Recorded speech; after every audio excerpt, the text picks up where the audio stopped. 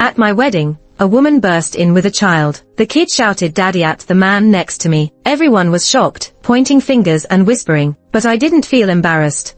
I never really had any expectations for this wedding. When Harry and I were exchanging rings, the doors to the hall suddenly swung open. "Daddy," Harry froze. The ring got stuck on his finger, awkward as hell. A well-dressed woman stood at the entrance, holding the hand of a child about 4 or 5 years old. The woman's eyes welled up upon seeing the scene inside, looking all pitiful. Just one tear, and Harry completely forgot it was our wedding. The woman hugged the child and quickly turned to leave. "Daisy." He left me standing there and ran after the woman and kid. The ring spun on the ground, stopping by the officiant's feet. Even he, who always had the right words, didn't know what to say. There were murmurs below, and countless pitying, mocking looks fell on me. I was completely a joke. My first wedding ended just like that. Harry's dad was furious, ordering security to drag him back. His mom promised me an explanation. Her always kind face didn't look so good now. I found out from Harry's close friend what happened. It was one of Harry's many exes, stunningly beautiful, one of a kind. They had an on and off relationship many times. But 6 years ago, it ended for good. Nobody thought she'd have his kid. Harry was just having fun with her. "She's nothing compared to you."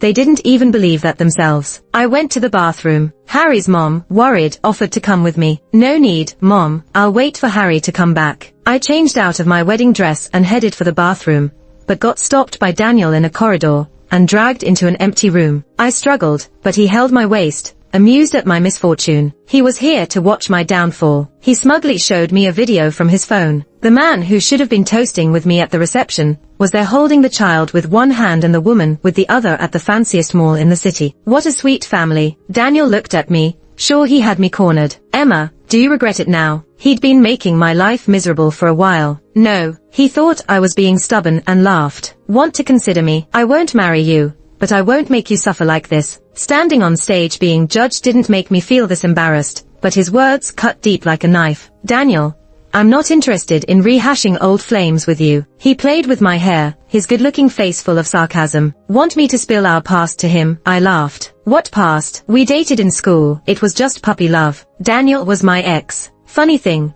I only realized he was Harry's close friend when we started discussing marriage. Even if I told him his in-laws are fake, you think he'd care? Harry doesn't really love me. His parents just thought we'd be a good match, so he proposed. I pulled away from Daniel and walked out. If I tell him his in-laws are fake, you think he wouldn't care? I stopped in my tracks and turned back to him. The glow from his phone screen lit up his face, cold and faint. The disdain and mocking in his eyes hurt me. He didn't know. He didn't know why I wanted to marry Harry. I just wanted to get justice for my dad in my own way. My dad found me near a garbage dump. He was a sanitation worker, limped from an old injury at a construction site, and couldn't find work anymore. Alone, he wandered the city. Then, he discovered me barely alive near a trash bin. He learned how to be a father and gave me a home amid the ruins. He carried me on his back while sweeping streets. With no money for formula, he made rice porridge for me. He said I was heaven's gift to him. Eventually, like any other kid, I grew up. The night before I started elementary school, he took me shopping for clothes, a backpack, and stationery. He counted the money note by note, a smile on his weathered face. He said I should have what others have so I wouldn't be looked down upon for my appearance. Back then,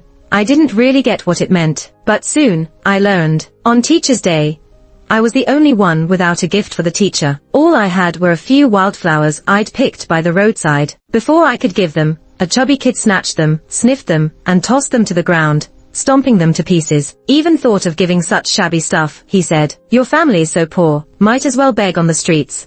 How could he say such things? He belittled my dad's hard work and effort. "Shut up," I cried. He didn't listen, pleased with himself. "You and your dad should go where beggars belong." I covered his mouth, wanting him to stop, but he kicked me in the stomach. That was the first time I got hit. The pain brought tears to my eyes. "Teacher, someone's hitting." I wanted to say it wasn't true, that he hit me first, but the kid didn't give me a chance. He knocked me down, sitting on me, and started punching. When the teacher finally got there, she separated us and called our parents. My dad got insulted, called a garbage man. He didn't argue, just smiled apologetically. At that moment, I realized people are different. To them, being poor is like a sin. Our teacher told us to make peace. I didn't want Dad to smile like that. It looked bad. So, I was the first to reach out my hand to Chubby. But his dad said, Shake hands for what? She's filthy, just like this junk collector, full of germs. Dad suddenly got angry and grabbed his arm, demanding an apology. Chubby's dad pulled away, his face full of contempt. He said, apologize. People like you are parasites of society. I pay thousands in taxes each month to support you. You're alive because of me, and you still want me to apologize. Spittle sprayed my face, and my dad shook with anger. I held onto his clenched fist and said, Dad, I'm hungry. Can we go home? He paused and looked down at me. I smiled at him. He relaxed his hand and his eyes turned red. Okay. On the way home, Dad didn't yell at me. He just told me, Coco, you need to study hard to be someone people respect. I wanted him to be respected too. I wanted him to sit up straight in a nice restaurant. I wanted him to be healthy and live long. But none of that happened. He died. Back then, I was in 4th grade and ranked first in class. Dad asked, what do you want as a reward?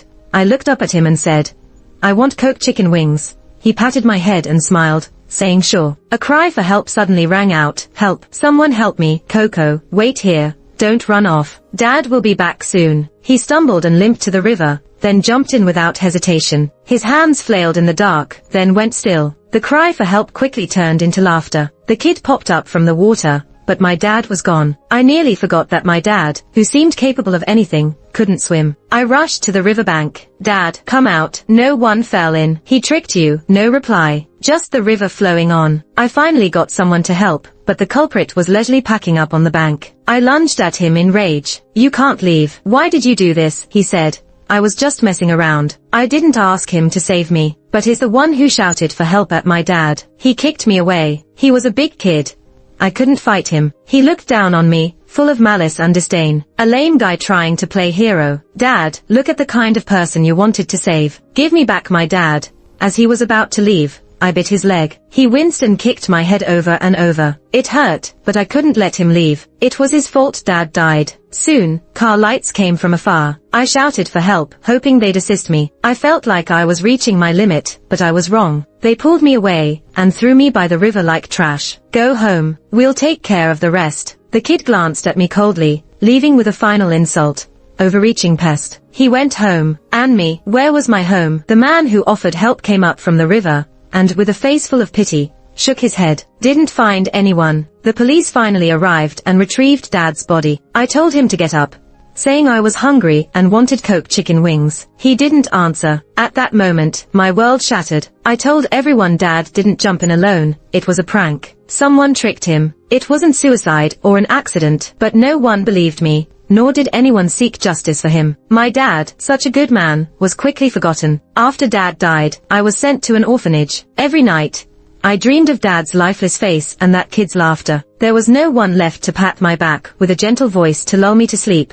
No one to proudly pull a toy from their pocket, stroke my head, and say, Coco, you've worked so hard. No one used their bent back to support a home for me anymore. I cried myself to sleep and woke up in tears. I desperately wanted that culprit to feel this pain. I planned every day how I would do it. With his wealthy background, I would watch every elite school in Sea City. Finally, I found him. His name is Harry. His dad runs a pharmaceutical company and is wealthy. He still loved playing pranks, cornering people in alleys and settling things with his fists. Later, he injured a boy and then went abroad. He slipped out of my sight for now. I always remembered Dad's words.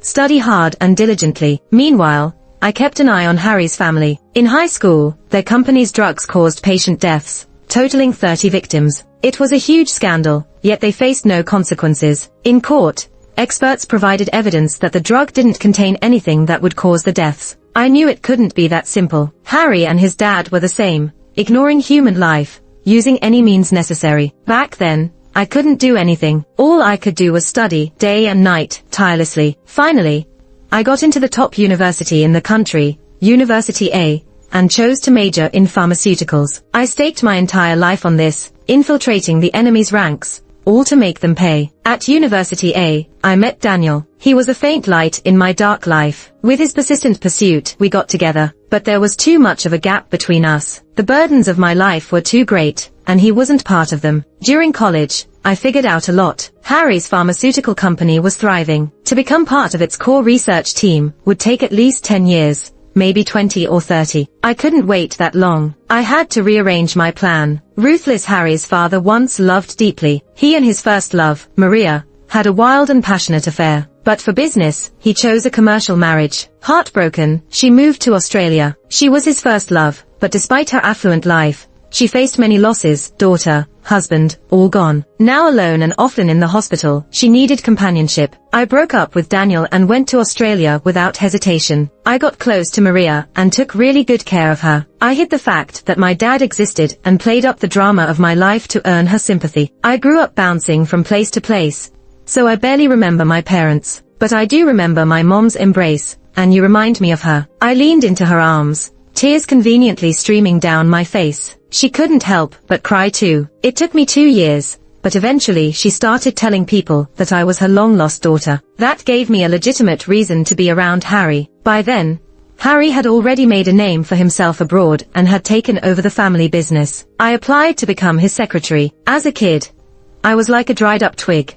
But Harry would never guess that his stunning secretary was once that little girl who cried her eyes out, demanding he give her dad back. He used to call me an annoying pest. At the company party, I wore the necklace Maria gave me and accidentally bumped into Harry's dad. I freaked out and stepped back immediately, apologizing over and over. Sorry, my bad. He was gracious and helped steady me. But when he glanced at my neck, he paused. His voice shook slightly as he asked, "This necklace?" "It was a gift from my mom," I told him, all smiles. Mom said it was a gift from the love of her life. She hoped the necklace would bring me luck and help me find my true love. This was the necklace Harry's dad had given Maria back in the day. He fell silent when he heard the story. I can't help but think it's kind of funny, given that my mom was so romantic and always expecting wild things. But hey, I did find someone I really like. He scrutinized me like he was searching for shades of Maria in my face. "Your mom, is she Maria?" he asked. I acted surprised. "You know her, Mr. Chairman." Harry's dad didn't exactly say they were old flames. He just mentioned they were high school classmates and went to the same college. "How is your mom?" he inquired, sounding concerned. I looked downcast. "She passed away." He was in disbelief, his lips parted slightly, eyes growing red. Ever since that party, Harry's dad has kept an eye out for me. Till one day, he asked, "Why did you choose to work here?" Maria married well, lived comfortably. Why would her daughter take a secretary job? I blushed on the spot. Harry's dad got the hint. From my actions, he pieced together that I was interested in his son. It was all part of my plan. Harry was a player, always surrounded by women. I couldn't be sure I'd tie him down. So I aimed for Harry's dad instead. He tried to make up for his lost time with Maria through me. With his backing, I climbed the corporate ladder, and marrying Harry became a breeze. Don't say stupid things, Daniel. Maria and her husband are gone. No one will ever question if I'm really her daughter. Besides, it was Maria who decided to give me this identity. I heard something fascinating from a friend. Maria's family runs a huge hospital, and it seemed implausible Daniel would just happen to know her doctor like that. Daniel did some digging. But honestly, what does a doctor know? Harry's family couldn't be bothered to check. So why were you? I smirked, playing it cool. Daniel can't let me go, huh? Still the clingy type. He hadn't forgotten me, especially after I unexpectedly dumped him 6 years ago and dropped off the face of the earth. It must have bruised his ego, given he was the golden boy who got whatever he wanted. No one ever rejected him the way I did. Daniel's jaw clenched. I expected him to deny it like crazy, but he surprised me. I pressed my lips together and coldly told him, "My business with Harry's family is none of your concern. And Harry and I won't divorce easily. AB and O blood types can't have an O blood type kid," he noted with surprising attention to detail. He didn't believe I was Maria's daughter, and with both her and her husband gone, he couldn't do a DNA test. So he checked our blood types instead. He pinned me against the wall, grinding his teeth. "Emma, you're willing to make up a whole new identity just to marry him?" I didn't plan on spilling the beans just yet. After all, my target was his brother, who's also his business partner. I couldn't count on his help. No point in taking that risk. I shrugged, feigning indifference. Who doesn't want to marry into a rich family? He hesitated for a moment. "What a shame. Back when we were dating, you played the poor card.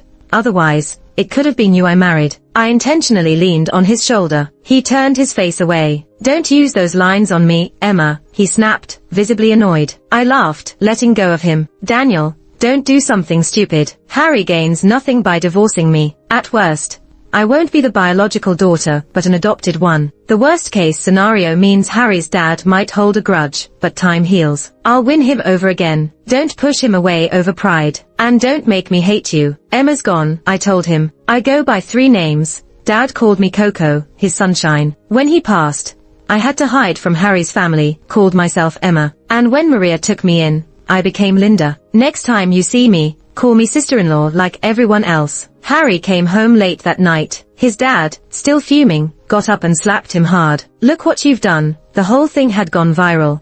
Someone's video of the wedding leaking online. Rich families' scandals are always juicy gossip for netizens. Dad, I yelled, rushing to Harry. Harry, you alright? Does it hurt? He didn't even look at me. Just told his dad, I'll handle my own issues. Is this your own business? What do you think of Linda? You know how harsh people online can be, right? I defended him. Dad, Harry didn't want this either. No one knew a child would suddenly pop up. Linda, such a refined woman, came here from Australia for you, being your secretary, serving you tea and water. And you just... I interrupted Harry's father. Dad, didn't we agree not to talk about this? To avoid putting psychological pressure on Harry, I made a deal with Harry's father not to mention that I returned because of him. I only told him that I was the daughter of his father's old friend, here to improve myself. This image of a devoted partner, who always puts her loved one first, made Harry's father fond of me even more. Harry's father was outraged on my behalf. You silly child, what have you done and still don't say? I remained silent, tears running down my cheek. Dad, Harry and I will figure this out. It's late, you and Mom should go rest. My grandson can only be Linda's. You deal with this yourself. After that, Harry's father stormed upstairs. Harry and I headed to our room. As soon as we walked in,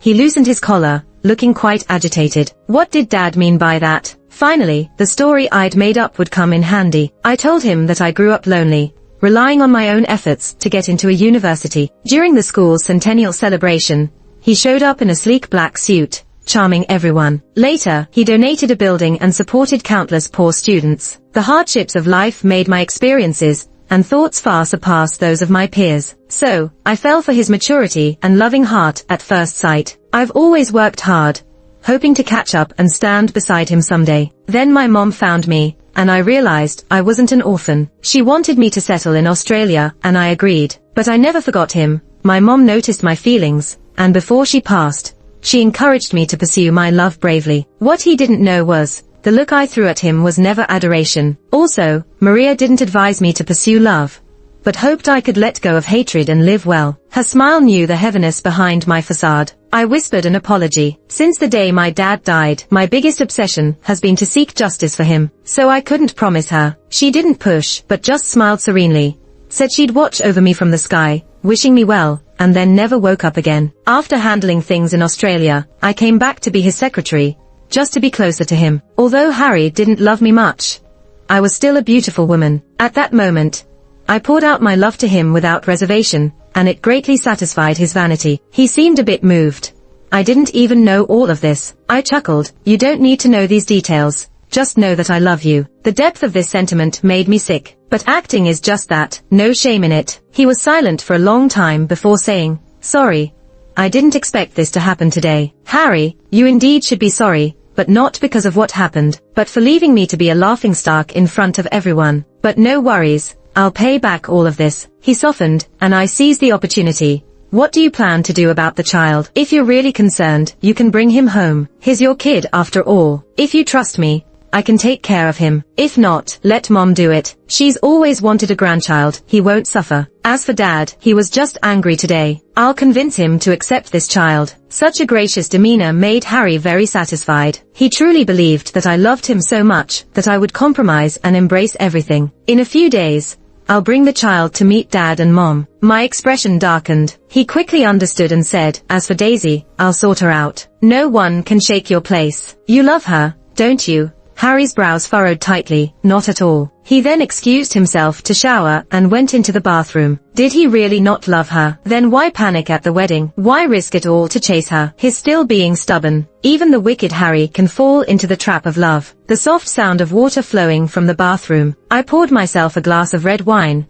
stood by the window, and looked at the view below. The phone rang with an unknown number. Wasn't me. It's Daniel. I was stunned, then realized what he meant. I know. Anything else? If not, I'll hang up. I, of course, knew it wasn't his doing. I was the one who had the video shot and put online. The line went dead. He hung up first. Harry quickly brought the child home in a few days. Daisy named him Tim. She raised him well. His chubby face was very endearing. At the dinner table, Harry's father looked stern. You're sure he's your child? Harry replied, the paternity test confirmed it. So, what's your plan? Bring him home for us to raise. Daisy didn't agree. Experts also said leaving the kids with their mothers is best for their growth. Harry's father scoffed. I think that woman just wants an excuse to keep you going over. Harry's mother interrupted. The kid's here. Don't say such things. I put the deboned fish in the child's bowl. Dad, Mom, if Daisy disagrees, then let's drop it. Plus Tim's still young, brought up by his mom. Suddenly, uprooting him to live with us might leave psychological traces. Let's wait until he's older and let Harry foster their bond before bringing him back. That's also reasonable. Harry's father relented, and Harry visited Daisy more frequently. They often appeared as a family at kindergartens, amusement parks, and restaurants. I pretended not to know, but actually didn't mind it one bit. I should also thank Daisy. Her presence saved me from dealing with Harry, giving me more energy to focus on work. It didn't take long before he and his dad got whisked away by the tax authorities for an investigation. That anonymous report was something I'd been gathering for a while. Once I became Harry's wife, I had more access, and it made things a lot easier. This is just round one. The real show's just getting started. There were lots of negative rumors about the company. They've always been good at putting up a front. So, to make it seem like everything was fine, Harry's mom took me to a charity gala. That night, I brought Tim along. Linda, why did you bring him? Harry's mom wasn't too pleased. She liked kids, but bringing an illegitimate child to such a formal event wasn't quite right. I just gave a faint smile. Mom, Harry suggested it. He's been wanting to introduce Tim to everyone. Daisy's influence on Harry was strong. In just a few short months, she had him wrapped around her finger. Harry's mom sighed. Linda, you've got to step it up. She'd been busy looking for supplements for me, hoping for a grandkid, but my belly wasn't showing any signs. Of course, I wasn't going to have a child with Harry. The idea made me sick. I looked down at Tim, gave his little face a gentle touch, and said, Tim, be good, alright. Auntie's taking you to meet people. Harry's mom didn't like it, but she had no choice but to play the loving grandma part, and introduced him to business partners. Some gave me looks, not so kind, while still flattering Harry's mom. You're so lucky. I kept a composed and graceful smile. Not only that, on my suggestion, she even donated supplies in Tim's name. Now, everyone knew about Tim being Harry's illegitimate child. While in the restroom with Tim, I ran into Daniel. I had already sensed his eyes on me during the dinner. This time, he was bolder, cornering me at the end of the hallway. Heavy drapes surrounded us. It didn't feel like anything good was about to happen. In my backless gown, the sudden touch of glass felt chilling. Daniel reached out, blocking my back from the glass. Close quarters, breathing mingled. He looked down at me, starlight shattering in his eyes, silent. His strange attitude baffled me, and I coldly asked, what do you want? How long do you plan to keep lying to me?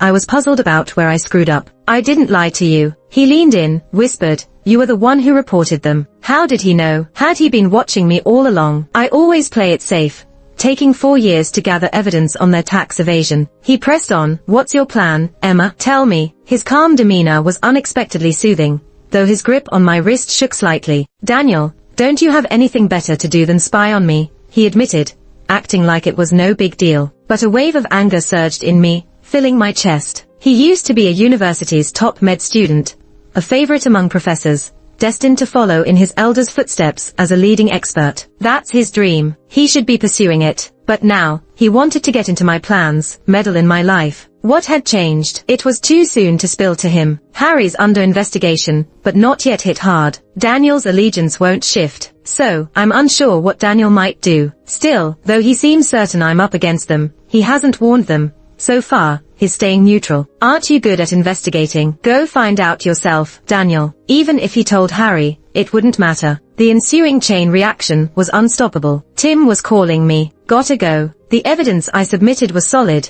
no escaping their tax evasion. They'd have to cough up millions with penalties. The media was all over it. Stocks kept tanking. After all this, Harry and his dad were looking drained. Dad, did you find out who did it? Harry's father barked. no one in the company is at fault. Did someone catch a glimpse of your accounts while you were out wasting away? I bet it's Daisy. Harry rubbed his temples. It can't be her. She's got you bewitched. First thing you do is run to her. What can you even get done? His father raised an arm, ready to slap him. I seized the chance, stepping in front of Harry. Dad, what's done is done. Punishing Harry changes nothing. His father looked at me, eventually lowering his arm. I've lost a lot of weight, worried about them and handling their workload. Once his dad left, I reminded Harry, we're 3 million short. If you don't come up with it, you'll go to jail. I left it unsaid, but Harry knew the consequences. He's ambitious, not just content with managing the family business.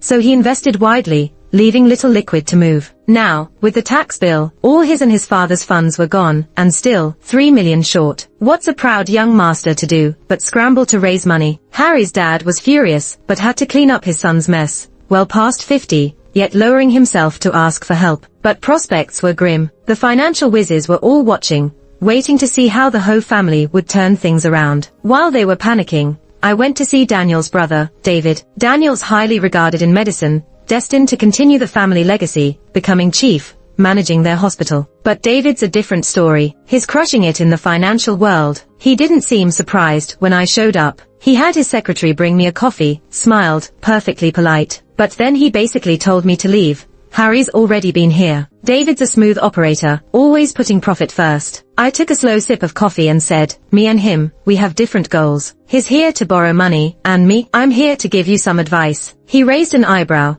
acting all ears, though his relaxed posture showed he wasn't really planning to listen seriously. He probably thought I was full of myself. I remember your hospital.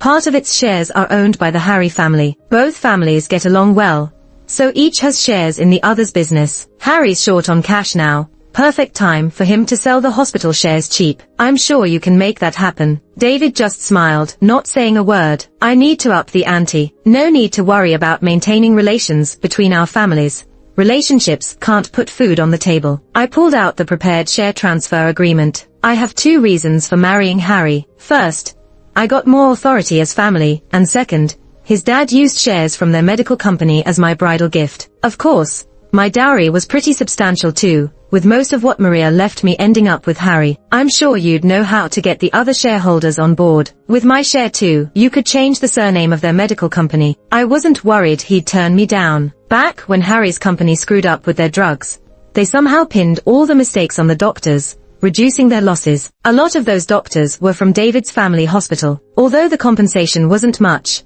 and Harry later gave David some restitution, there are things money can't fix, like reputation. Ever since then, the hospital's reputation tanked, and their ties with Harry's family naturally grew weaker. David's smile finally felt genuine. He seemed really happy with my plan. Without much effort, he could kick Harry's family out of his hospital and take over their medical company. Quite a bargain. Daniel wasn't wrong. You really do hold a grudge against them. My brow furrowed. Your pitch was impressive, but how we proceed is up to Daniel. Before I could react, a crack appeared in the office wall. Behind it was a break room, and Daniel was there, silently watching me. He heard everything. David shrugged. Dad gave part of the shares to him. Without Daniel's agreement, your plan's not viable. Persuading Daniel should have been his job, yet it fell to me. David was good at dodging tasks. Now it was just the 2 of us in the room. I took my time sipping my coffee, then walked over to him. Find anything. Unlike my lightheartedness, Daniel stood unmoving, like a heavy statue. His eyes downcast, jawline taut,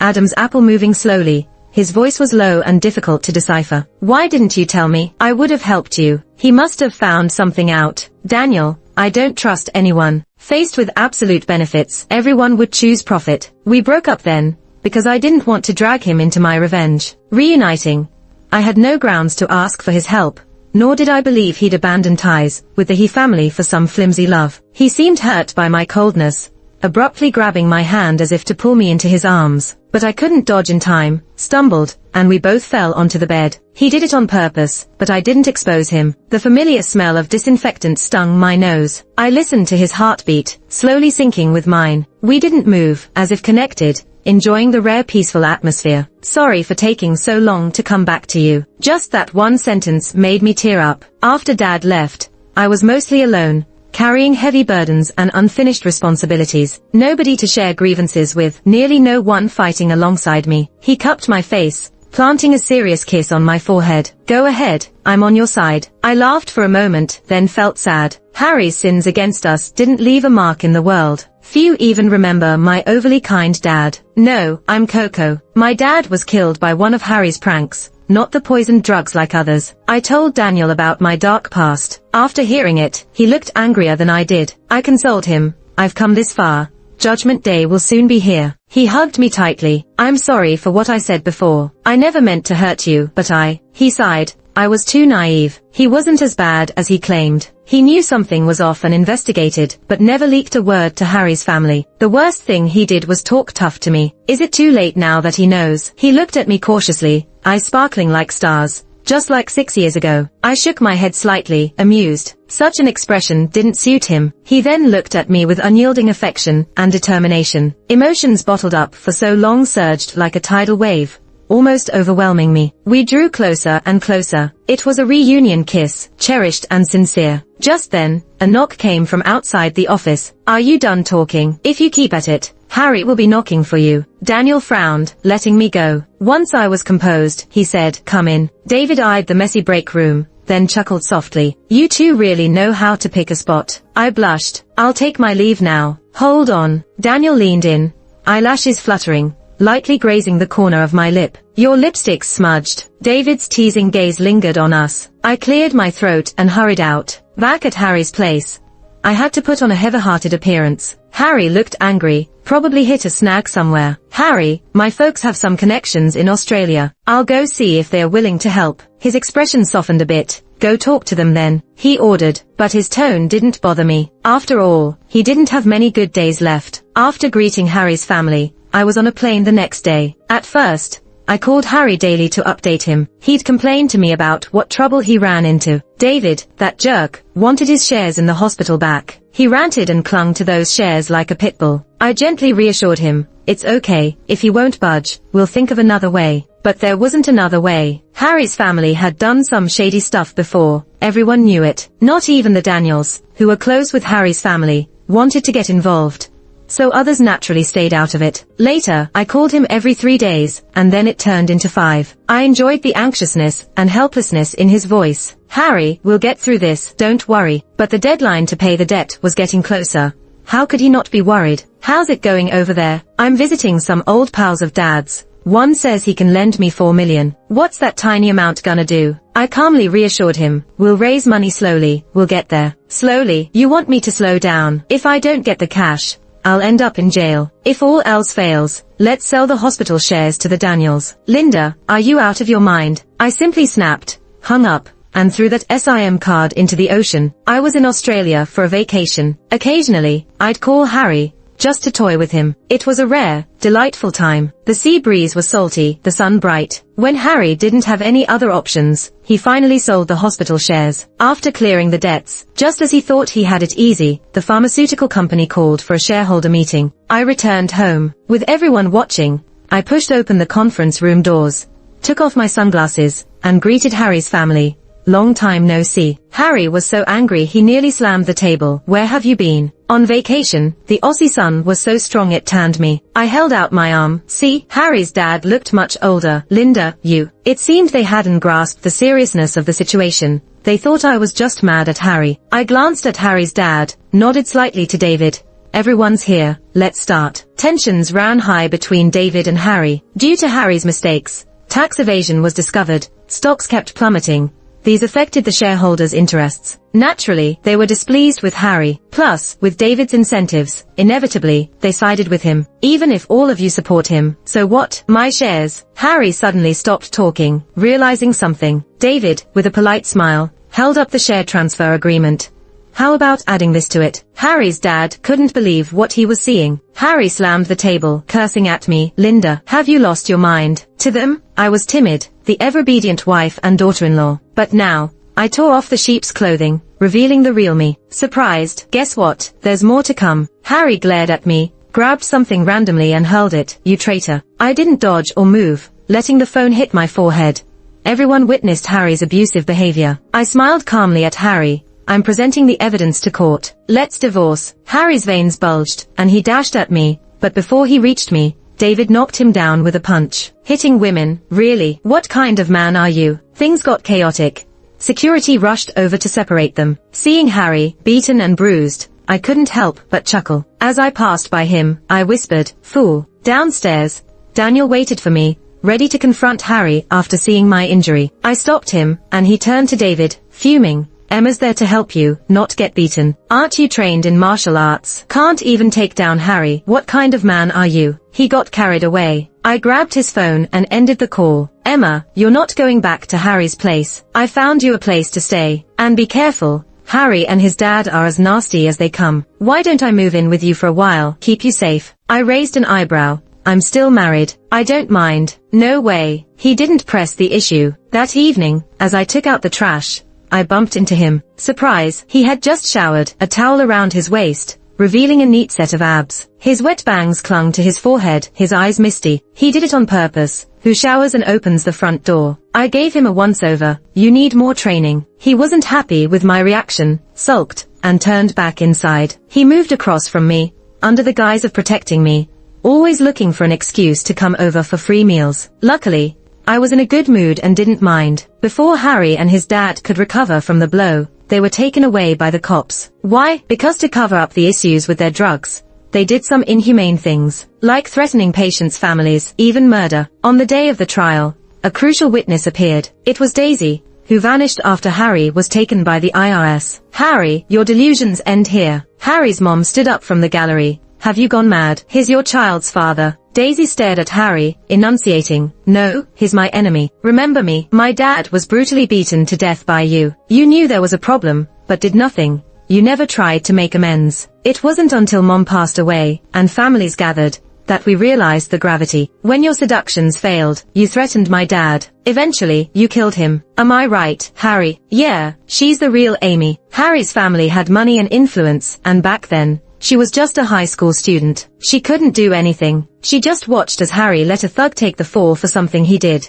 while he lived the high life. So, she hid in the crowd, changed her looks, changed her name, and approached Harry with a brand new identity. She's not like me. She used emotions as weapons and could hurt Harry much deeper. All these years, we family members of the victims lived with guilt and fear. But finally, you went down. We finally dared to stand up and tell the world what you all did. Harry was shaking violently, his eyes red. He didn't dare look at her. Harry, just like his dad, was a passionate fool. "Sorry," he said to Daisy. She replied, "Face your punishment well, you bastard." I gave her a thumbs up. After the trial, the two of us went for a meal together. I raised my glass first, to you. She smiled at me, and to you. We've known each other for quite a while. There was no real evidence left from my dad's incident. To get Harry legally punished, we had to find other evidence. His arrogant and tyrannical nature didn't develop overnight, and it wouldn't disappear overnight either. Sure enough, by starting with the victims of the drug incident, I noticed something. Amy had vanished. Harry's family was busy with their own affairs, with 30 families for them to deal with. How could they guard against a little high school girl? I took 5 years to find Amy. By then,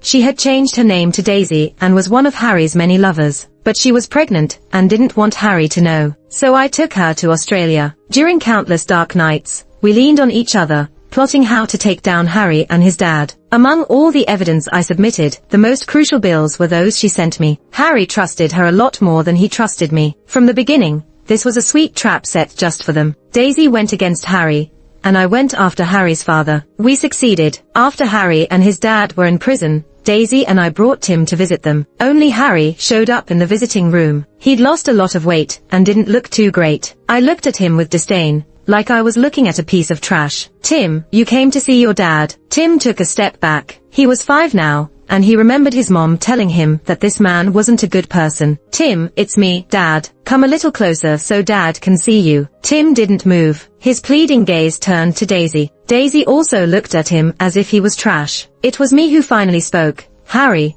I came to give you a surprise. This is the last time Tim will visit you, because you are not his father." His anger ignited quickly. Tim was his weak spot. "What nonsense are you talking? Take a good look. What's this?" I tossed the paternity test at him, which showed there was no father-son relationship between them. "The one you saw first was fake. This one's real." "Why did Daisy have to leave?" "Because the child she was carrying wasn't yours. I told you from the start. This was a big chess game. I deliberately brought the child to the charity dinner, letting him appear in front of everyone. Harry's dad loved his reputation, didn't he? Harry cared about this child, didn't he? Well, I made sure to tell them the child was a fake. He had nothing to do with them. Not only that, I've told everyone how stupid they were to treat a child with no blood relation like Treasure. Harry was stunned for a long while. Daisy, tell me it's not like that, he wailed, like a beast caught in a trap. Turns out he could get hurt too. Linda, I never did anything to you. Daisy spoke her first words since we got there.